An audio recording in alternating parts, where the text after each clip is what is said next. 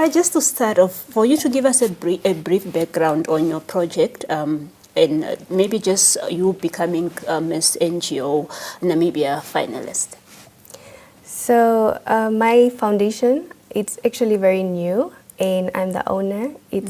It's a movement born to defend the dignity of women and children in Namibia, just like you said.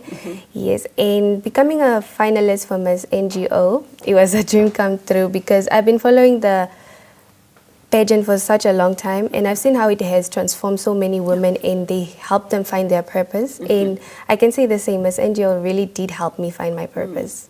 Johanna, a brief about yourself. How did you get into pageantry?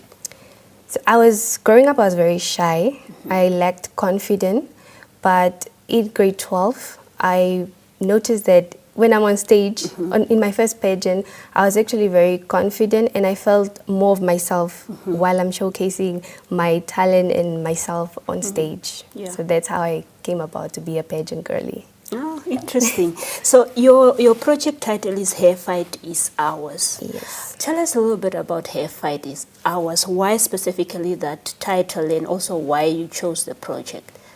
So Her Fight is Ours actually started with Ingrid Marstorp. That is one of the stories that really touched me, and Her Fight is Ours is basically talking about every woman and every child in Namibia who undergoes abuse and violence at home, at school, or in the community. That's where the name came from, and it's basically just here to help find, protect the women and protect their dignity and help them to eradicate violence and abuse in Namibia. Yeah. How are you going to execute this project? What are the steps that you are going to take to make sure that this project comes to fruition? So since it's a new project, the first thing that we're going to do is we're going to host community campaigns and host school events as well, where we can talk about safe sex education, as well as where we can talk about helping the survivors or those that are victims to come out and report those things that are happening at home or at school, just to give the voiceless a voice. Yeah. Johanna, it's sometimes so difficult for people to speak up, when they face certain challenges because of the stigma and also just not wanting to be judged and so forth. So how are you going to go about to make sure that you gather these women to come and speak up, and also just maybe the challenges that you might encounter in the process? Okay, so one of the challenges is definitely funding, because you need an income to start this, but it's not discouraging me actually. That's why I'm attending radio shows, TV shows, to bring about awareness, and hopefully a young lady at home is sitting right now and they can see this show and they are able to know that there's someone out there, there's someone who's rooting for them. This is a safe zone, and we are also planning on helping those that are not able to help themselves or voice out or report the cases. We just want to make it a safe space for everyone.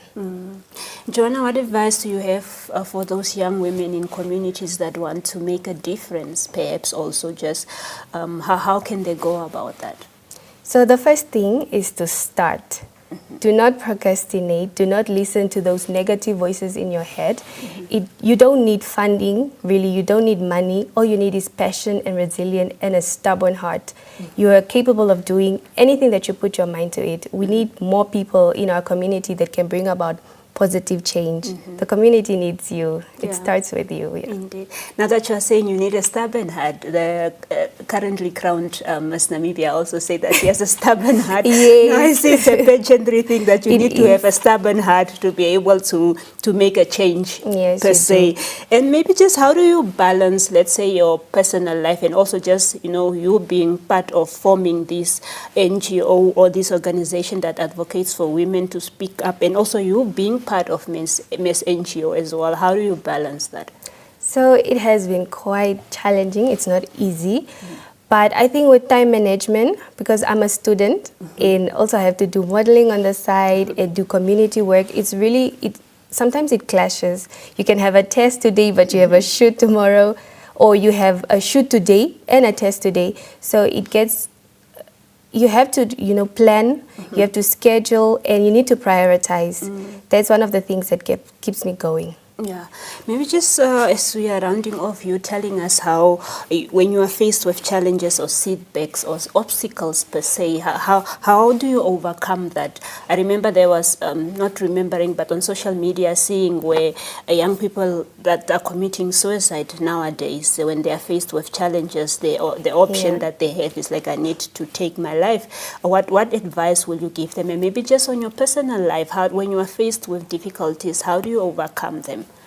I think the one thing that is very important is to always have a strong support system. Your family, your friends, because it's not easy. It gets very overwhelming. From a personal view, it gets too overwhelming to a point where you can have mental breakdowns, you know, meltdowns, and you need people on your corner to encourage you, to keep you going.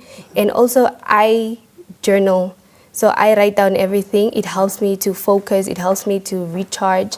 And, you know, you just find a hobby. When you're feeling down, when you're feeling drained, you need to find something that helps you to recharge. And suicide is not a solution. No, suicide is definitely not a solution. Once you start having thoughts like that, I think it's very important that you seek help. Don't hide it or don't sit away in your room. Just, you know, yeah, and no situation is permanent, right? Yes. Yes. And just lastly, perhaps tell us about Miss NGO.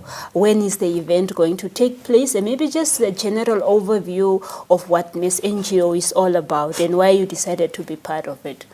So Miss NGO, one of their motto is beauty with purpose. That one is my favorite. That's the one I go with. So basically, Miss NGO doesn't just look at the beauty, doesn't just look at the appearance or how you look on the outside. It looks at how you compose yourself. It looks at what you can bring to the table. It looks at the brains. Are you able to engage in social events or conflicts? Are you able to come up with different ideas to better the country? Because Miss NGO is all about NGOs, organizations that are helping the community, that are giving back to the community. So with that, all the 10 finalists, we are so lucky to be part of Miss NGO because they are giving us a purpose and they're helping us to find our voices and to be the voices of the voiceless in the community. So with the date, as of now, we only know that it's happening on the 6th of September. We are not yet made known of the place or the time, but the community or the public can follow Miss NGO and the finalists as well, and we'll keep you updated through social media. All right, Johanna, thank you so much for being at Namibia Connect this morning and giving us that update, and all the best with your pageant and also your organization as well.